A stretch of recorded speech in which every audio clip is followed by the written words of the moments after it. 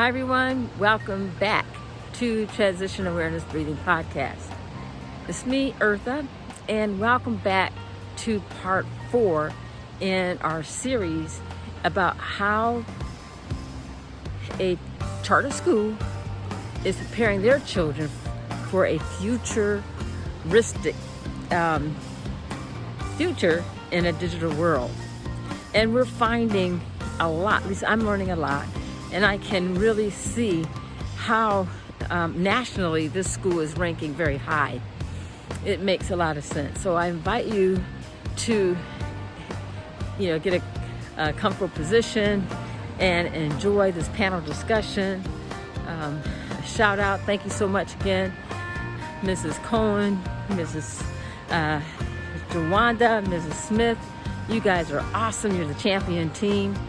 And I just want to add to this brief introduction that it's important to be involved as a parent with your children's school, no matter what school they go to. And it's not helicoptering. I think that helicoptering term, I think it invites parents to stay away from the school. And I don't think that is constructive.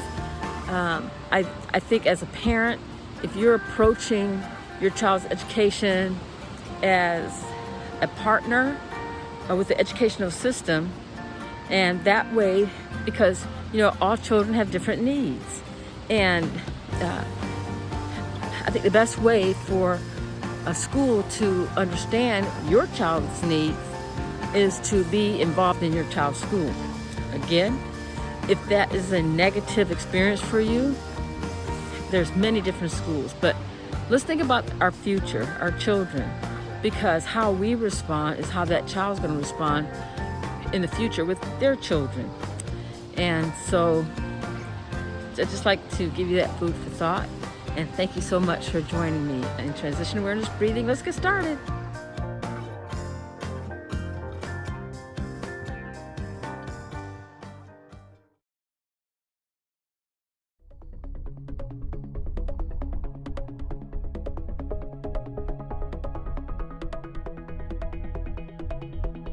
So ECLA has been ranked like an 8. These are the champions. Hi, my name is Tracy Smith, and I'm currently the Vice Principal for Kinder through 2nd here. Okay. I am Kathryn Cohen, and I'm the principal of ECLA, and I supervise the cohort of 3rd through 5th grade on a little more regular basis. Hi, I'm Simran Jawanda, and I'm Vice Principal of middle school, so grade 6.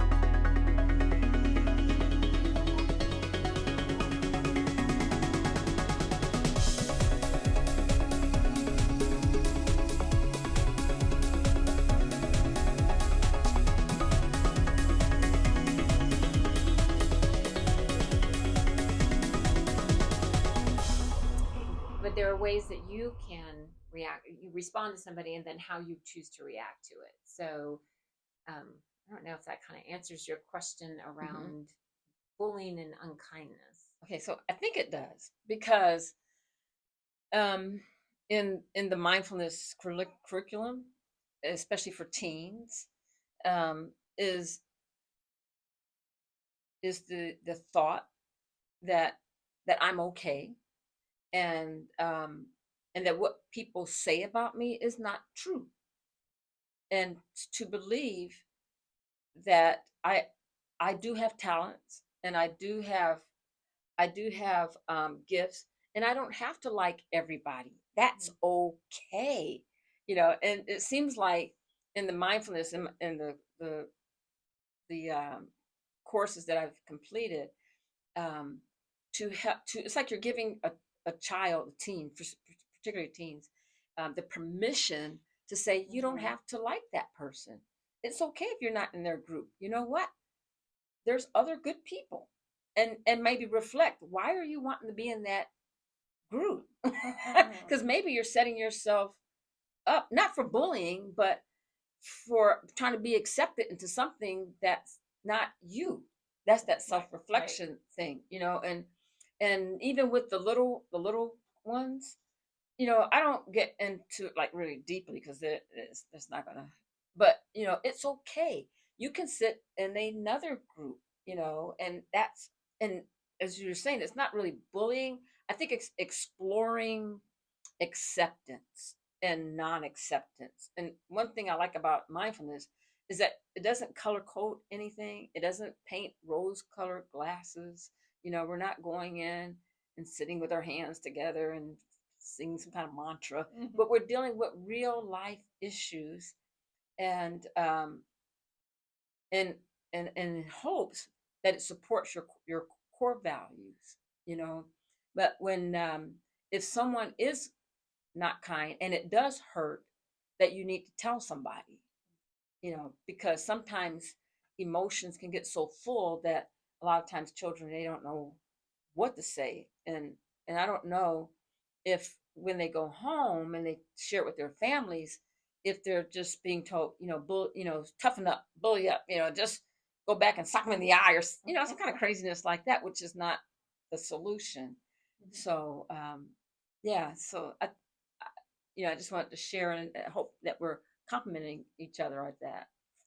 I think we do that a lot here in terms of our discussions with students. Whenever there are issues, I mean, we talk to both parties. Sometimes we bring them in together. There's a lot of mediation, but there is a lot of discussion of, we're not asking everyone to be friends. We're asking everyone to be kind and polite to one another while you're here. You're respectful to each other while you're here. You're not talking behind each other's backs. You're not trying to create drama in the classroom. But you also don't have to play with each other at recess. You don't have to, be best friends and share pencils or, none of those things. You have to be able to say to yourself, this is someone I want to be friends with, and this is someone I don't want to be friends with because it doesn't align with my core values. And so getting them to recognize that, and then having a voice. So if someone is mean to them, we ask them, use your voice first with that person and say, this is not okay with me. You don't have to be rude. You don't have to come back with mean words. You just have to be firm in your stance of like, I'm not okay with that. And when that doesn't work, you find an adult to help you mediate that situation. So I think it's just kind of the same thing is, we're not asking everyone to be friends with everyone. There's no way that that's possible. But again, learning how to navigate who you want to be friends with, who you don't want to be friends with, who are your people, who are not your people, and that there shouldn't be I have to be friends with this group because they're the popular group, or that's not happening. That's not who you are. That's not where you want to be, and all those things that they're doing don't align with and don't make you comfortable. Then you need to find new friends and find places where you're feeling better about yourself. That's almost like the first line of conflict management is facing the individual, and that's so hard for many people, grown-ups, right? Nursing. I reflect my own profession. Us nurses are terrible, because we have different styles. Oh, your daughter's in nursing, but she is headed that direction. Yes. She will know. Is the best thing ever, however hard it is that first line of conflict management is letting the person know. I was just going to say that I feel like over the years, the more and more, and it's happening younger and younger, as students are getting involved in social media, the reigning trend in society is how many likes do you get? How many people like what you're doing? How many people like what you're not doing, what you're saying about others? And so I think that transfers over into their skill sets in friendship groups. Wow, and that validation. It's absolutely. I think that's how they feel validated. To me, that's and so wow. It's a huge battle. And I know that there's families that will push off their kids to have social media as long as they can, and they don't like it. The kids don't like it, but I feel like the ones that help their kids have limits on it and not be on it as much or wait a little bit longer, I feel like they're helping them build the skill set that they were talking about, because it's hard. It's very hard. And I feel like they're challenged way more. I think about back when we were in school, our groups of friends and, the likes that is the groups that we all in, we knew that the other people didn't like us, or we had different likes and dislikes, but I don't feel it was like the intensity of what it is now. So I also think the intensity of it is because when we went to school, 3:30, we went home and we had no contact with anybody at that It's point. true. So it wasn't an all day thing, but these guys go 24/7. home and they have the group chats and they're constantly Mm-hmm. in each other's faces about things, and they get on these group chats and all of a sudden they're behind a screen and they have the audacity to say so many things that they wouldn't say to anyone in front of their face. And so, but then you've also got these students who have come in here and said they said this about me in this group chat, and then they tell us that they haven't exited out of the group chat. And that's the question we always have, is like, if you're not comfortable with what's going on in a conversation, why are you not pulling yourself up? Yeah. And so also giving them the skills of, like, if you don't like something, being comfortable and giving yourself permission Yes. to exit that situation, to get out of that situation so that you can feel safe, and you can, all of those skills are very important right now, because I feel like, the older generation called it people pleasing, but this younger generation, they're just pleasing each other by being involved in things that they're not comfortable with. Well, they're people pleasing because it seems to me like less and less children are raised with the understanding of some good boundaries. Parental boundaries around parenting, maybe, I'm not sure, but definitely kids coming in not really understanding how to set good boundaries for themselves.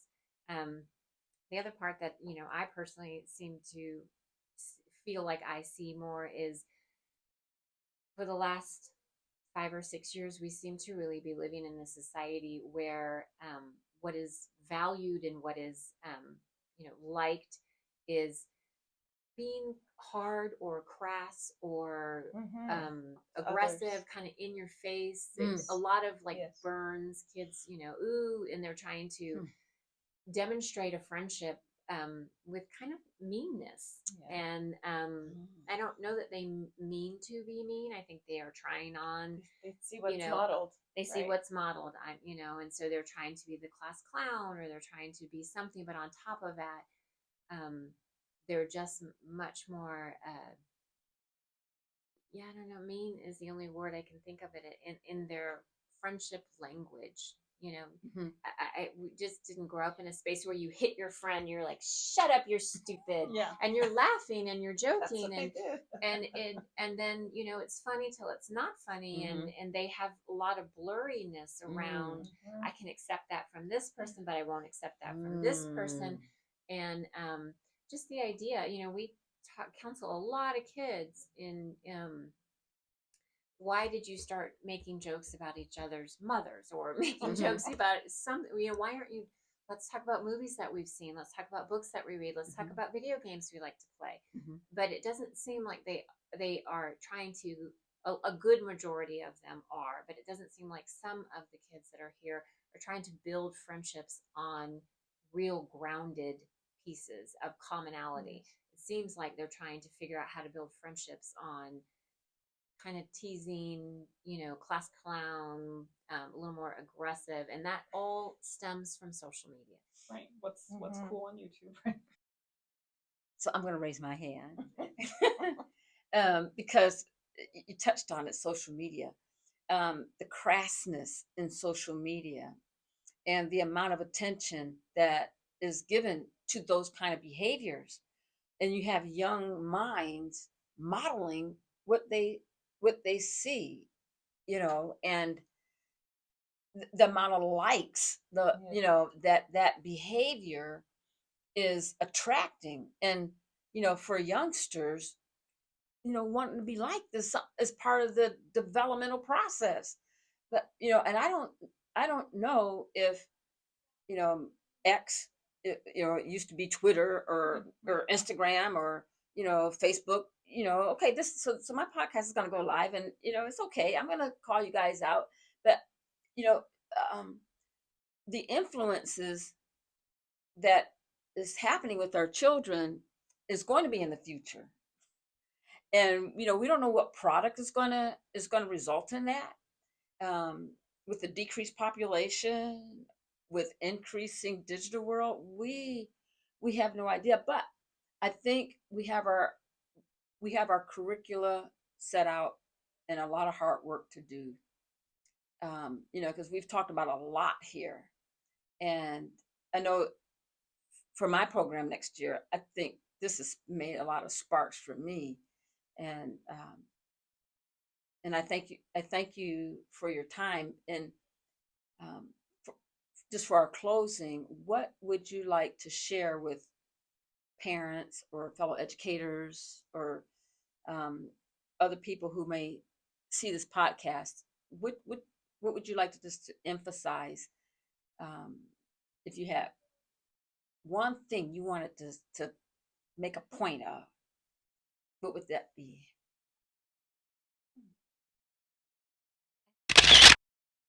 I think for me, it's the reality that individual needs to find value in themselves in order to be open enough to grow in whatever way that is, right? So that means academically, and it means socially, and it means, behaviorally. And as individual parents, we all want that for our own children. And so I think being a parent, reflecting on how am I helping my child trust the world and trust that the world is here and it loves them and is inviting them in to then grow and be a part of that world. And then trusting the adults that you put in charge of your children, that they're doing the right by them as well. That would be my thing as a mom and an educator.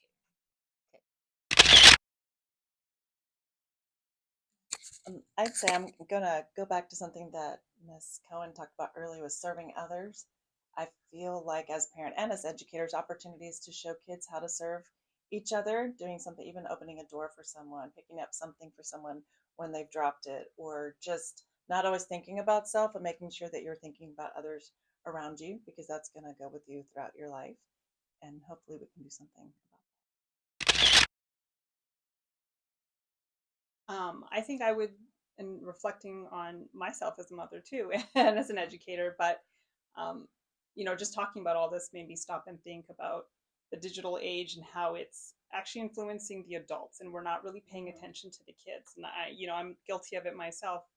My daughters will be like, "Mom, you're on your iPhone, and we're trying to have a conversation."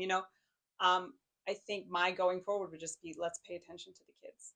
And paying attention to the kids means putting away our digital devices and putting away our stuff and paying attention to what are they doing and who are they talking to and what is going on, in school and out of school, and just paying more attention to the kids, because you're right, this is our future. And if we're trying to see what product this is going to be in the future, after all the things we've discussed, it's a little scary. So I think we should just kind of all stop and start paying attention to what's kind of going on.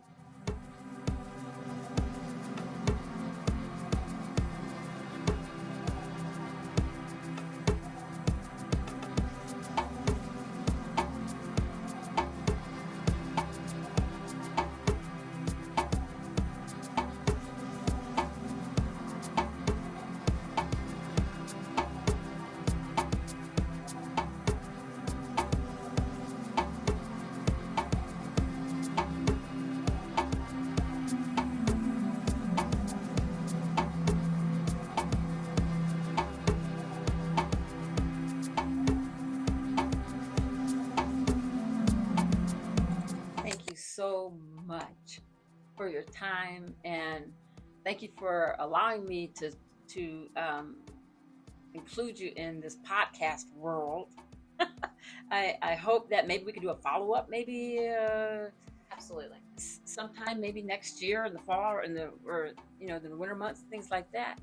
I'm certainly going to look at my curriculum, that and how I broadcast things, maybe include different things that could help encourage people to be kind and share, and maybe limit our own time on our devices, and just kind of things to think about. And I hope for my listeners, I hope this has given you some things to think about, and look forward to talking to you again next time.